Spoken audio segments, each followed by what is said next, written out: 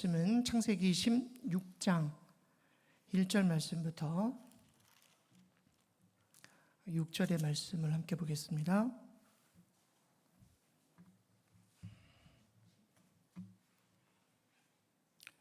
구약 페이지 수로 18페이지 창세기 16장 1절에서 6절 말씀 한 절씩 교독하겠습니다. 아브라함의 아내 사레는 출산하지 못하였고 그에게 한 여종이 있으니 애굽 사람이요 이름은 하갈이라. 사레가 아브라함에게 이르되 여호와께서 내 출산을 허락하지 아니하셨으니 원하건대 내 여종에게 들어가라. 내가 혹 그로 말미암아 자녀를 얻을까 하노라 하매 아브라함이 사레의 말을 들었니라. 아브라함의 아내 사레가 그 여종 애굽 사람 하갈을 데려다가 그 남편 아브라함에게 첩으로 준 때는 아브라함이 가나안 땅에 거주한 지 10년 후였더라. 아브라함이 하갈과 동침하였더니 하갈이 임신하매 그가 자기의 임신함을 알고 그의 여주인을 멸시한지라. 사레가 아브라함에게 이르되 내가 받는 모욕은 당신이 받아야 옳도다. 내가 나의 여종을 당신의 품에 두었거늘 그가 자기의 임신함을 알고 나를 멸시하니 당신과 나 사이에 여호와께서 판단하시기를 원하노라. 아브라함이 사라에게 이르되 당신의 여종은 당신의 수중에 있으니 당신의 눈에 좋을 대로 그에게 행하라 하매 사레가 하갈을 학대하였더니 하갈이 사레 앞에서 도망하였더라. 아멘. 이 말씀은 살아계신 하나님의 말씀입니다. 아멘. 창세기 16장 1절 말씀부터 6절의 말씀을 통해서 결과보다 중요한 방법이라고 하는 말씀의 제목으로 말씀을 함께 보면서 하나님의 은혜를 함께 나누도록 하겠습니다. 말씀을 나누기 전에 책을 한 권 소개하려고 합니다. 잘 보이시나요? 규장 출판사에서 출간한 책이고요.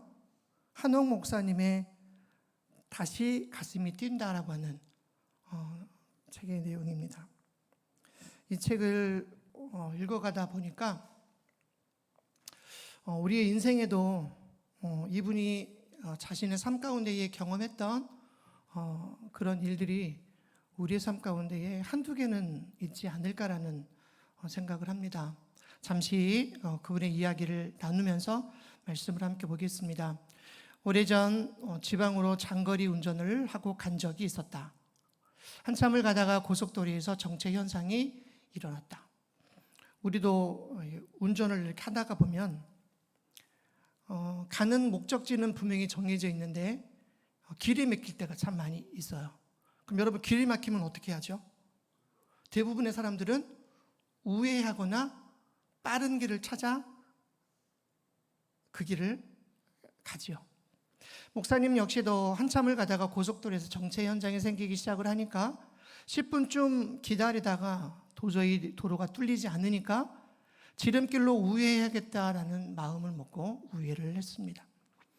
내비게이션이 나오기 전이었기 때문에 그냥 무턱대고 앞에 보이는 첫 번째 출구로 나와 어림짐작으로 국토를 찾아 나섰습니다.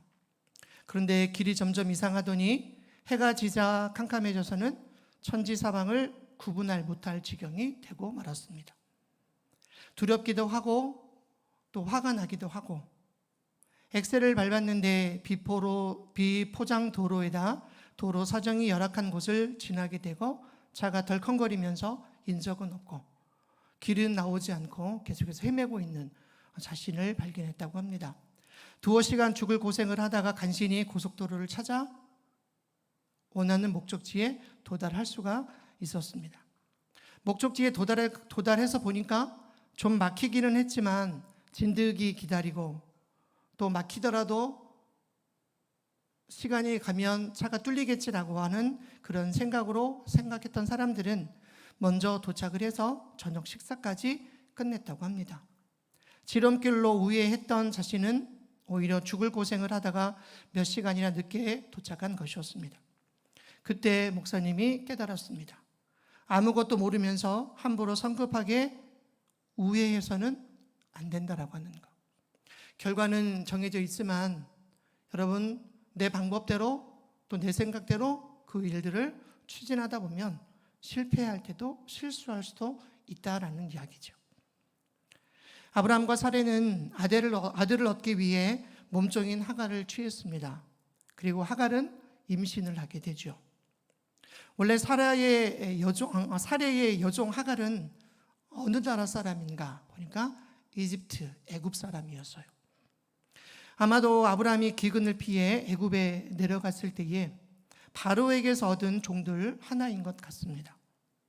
바로는 결혼 예물로 남녀 종들을 아브라함에게 많이 주었지요.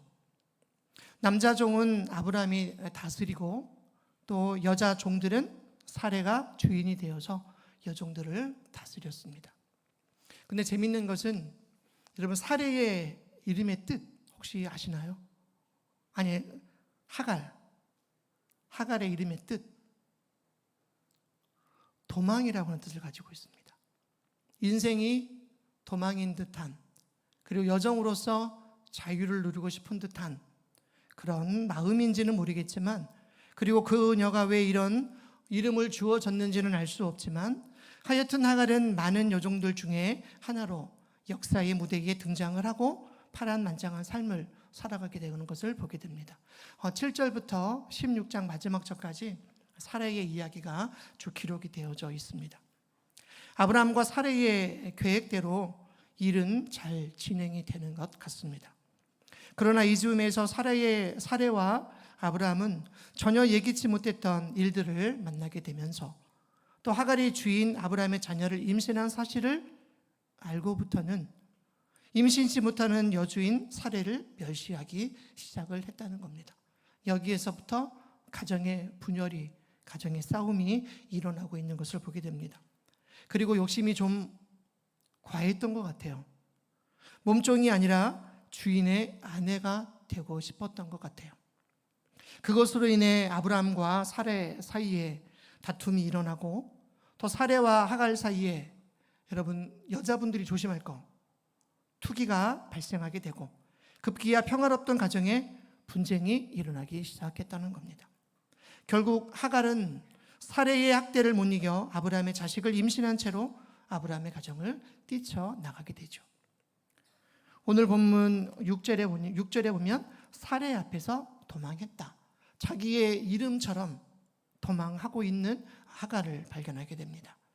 그렇다면 왜 아브라함의 가정에 이런 문제가 생기게 되었을까요? 그것은 아브라함의 불순종, 아브라함의 불신앙 때문이었습니다. 아브라함과 사레 이 두 사람은 오직 자식을 얻어야 한다는 결과만을 생각했지 방법은 소홀하게 생각했다는 거예요. 아까 말씀드렸던 것처럼 결과는 누가 책임지십니까? 결과는 하나님께서 책임지셔요. 그런데 그 결과를 앞당기기 위해서 내 생각을 앞서다 보니까 여러분 그것이 실패이고 그것이 실수밖에 될 수밖에 없다는 거죠. 결과를 이루기 위한 방법이 하나님 말씀이어야 한다는 것을 무시했기 때문입니다. 그리고 그 결과로 인해 목적은 달성했을지 모르지만 오히려 어려운 문제에 직면하게 되고 어려운 문제 가운데 빠지게 되었던 그의 가정을 발견하게 됩니다. 사랑하는 여러분, 제가 드리는 말씀에는 결코 결과를 무시하는 것이 아니에요. 근데 중요한 것은 그리스도인의 삶은 언제나 과정이 중요하다는 겁니다. 방법이 중요하다는 거예요. 결과는 하나님께서 반드시 약속하신 대로 허락하실 것이기 때문입니다. 그러므로 우리는 언제나 과정과 방법을 정직하게 그리고 충실하게 말씀 중심의 삶으로 우리는 살아가야 됩니다. 이것이 성도들의 믿음의 원리이고 믿음의 내용이기 때문에 그래요. 근데 내용이 빠지고 원리가 빠지고 중심이 빠지니까 하나님이 말씀하신 결과보다는 내 생각을 앞설 때가 참 많이 있다는 거죠. 인생을 살다 보면 내 방법이 또 내 고집이 참 많이 앞설 때가 참 많은 것 같아요. 그러다 보면 오늘 아브라함처럼 실수하기도 하고 또 넘어지기도 하고 여전히 문제 가운데 앉아있는 모습을 보게 됩니다. 이제 본문 1절에서 우리 3절의 말씀을 한 절씩 교독하겠습니다. 아브라함의 아내 사레는 출산하지 못하였고 그에게 한 여종이 있으니 애굽 사람이요 이름은 하갈이라. 사례가 아브라함에게 이르되 께서 내 출산을 허락하지 아니하셨으니 원하건대 내 여종에게 들어가라. 내가 혹 그로 말미암아 자녀를 얻을까 하노라 하매 아브라함이 사례의 말을 들으니라. 3절은 함께 합독하겠습니다. 아브라함의 아내 사레가 그 여종 애굽 사람 하갈을 데려다가 그 남편 아브라함에게 첩으로 준 때는 아브라함이 가나안 땅에 거주한 지 10년 후였더라. 아멘. 남편분들 아내의 말씀을 잘 순종하시지요? 네. 근데 오늘 본문에 보면 아브라함도 사레가 말할 때에 사레의 말에 순종하고 또 사레의 말을 잘 따르고 있어요. 하나님은 아브라함에게 이렇게 말씀하셨습니다. 너희 자손들이 하늘의 별과 같이 많아질 것이다. 엄청난 비전을 그에게 주셨지요. 그러나 당장 현실에선 아무런 일도 일어나지 않았음을 봅니다. 갈대아 우르에서 부르셨던 하나님, 그리고 하란을 떠나 헤브론에 머물 때에, 여러분 그때 하란을 떠날 때에 아브라함의 나이가 75세였어요. 그리고 오늘 이 가정에 문제가 생겼을 때에는 헤브론에 머무르고 있는지 10년의 세월이 흐른 시간입니다. 그러니까 10년 동안 아무런 일도 일어나지 않았고 아무런 사건도 일어나지 않았음을 봅니다. 아브라함과 사레는 근심하다가 조급한 마음에 그만 잘못된 방법을 선택을 합니다. 그럼 왜 이런 실수를 하게 된 것일까요? 우리의 인생에도 실수가 있고 실패가 있을 때 그것을 돌아봐야 됩니다. 왜 실수했을까? 왜 실패했을까? 먼저는 하나님의 약속을 믿지 못할 때 우리는 실수한다는 겁니다. 아브라함 역시도 하나님의 말씀을 믿지를 못해서요. 10년의 세월이 흐르는 동안 하나님이 약속하신 하늘의 별과 같이 많아질 것이야 라고 하셨던 그 약속이 이루어지지 않았음을 아브라함은 알았다는 거예요. 하나님의 뜻을 제대로 이해하지 못할 때 우리는 실수하고 우리는 실패합니다. 하나님은 분명히 아브라함과 사레를 통해 낳는 아들이 계보를 이어갈 것을 말씀하셨습니다. 사레는 자신이 아닌 사람에 의해 낳아지는 아들도 후사가 될 수 있겠다라고 생각을 했겠죠. 본문 1절에 분명히 하갈은 애굽 사람이었고 하갈은 아브라함의 후사를 이을 아들을 낳을 자격이 없는 것을 봅니다. 그럼에도 아브라함은 기다리지를 못하고 또 자기의 생각대로 자기의 방법대로 하나님의 때를 끌어다가 자기의 방법대로 쓰다 보니까 그것이 실수였음을 봅니다. 다음은 기다림에 지칠 때 사람은 실수를 합니다. 오늘 3절에 보면 가나안에 도착한 지 10년의 세월이 흘렀습니다. 여러분 10년이면 세월이 강산도 변한다라는 말을 하죠. 근데 10년의 세월이 흐르는 동안 아브라함은 기다렸다라고 말하지만 여전히 그 약속은 이루어지지 않고 있음을 봅니다. 하나님이 약속한 지 10년의 세월이 지났습니다. 그 10년 동안 사례도 많이 기다렸을 것 같습니다. 지칠 만한 시기가 되었다는 거죠. 여기서 중요한 교훈이 한 가지가 있습니다. 하나님의 약속하신 것은 반드시 이루어진다는 겁니다. 사람의 약속은 이해관계가 얽히고 또 그 약속이 깨어질 때가 있지만 하나님의 약속하신 것은 반드시 이루시는 분임을 여러분 믿으시기를 주님의 이름으로 축원합니다. 여러분들이 잘 알고 계시는 말씀 갈라디아서 6장 9절의 말씀을 보면 이런 말씀이 있습니다. 너희가 선을 행하되 낙심하지 말지니 피곤하지 아니하면 때가 이름에 거두리라. 그렇습니다. 우리는 하나님의 때를 우리는 기다릴 줄 알아야 합니다. 왜요? 하나님의 약속이기 때문에.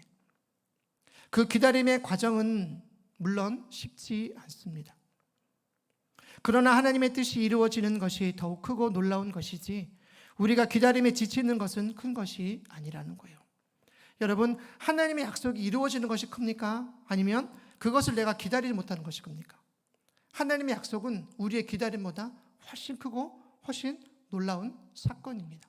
그럼에도 기다리지 못하고 그때가 지금인 것처럼 생각할 때가 많이 있음을 봅니다. 하나님은 약속하신 것은 반드시 이루시는 분인 줄 믿습니다. 신실하시기 때문에 그래요. 하나님은 한 번 말씀하신 것 그리고 그 뜻을 이루시는 분이시기 때문입니다. 이제 4절에서 6절의 말씀을 한 절씩 교독하겠습니다. 아브라함이 하갈과 동침하였더니 하갈이 임신하매 그가 자기의 임신함을 알고 그의 여주인을 멸시한지라. 사레가 아브라함에게 이르되 내가 받는 모욕은 당신이 받아야 옳도다.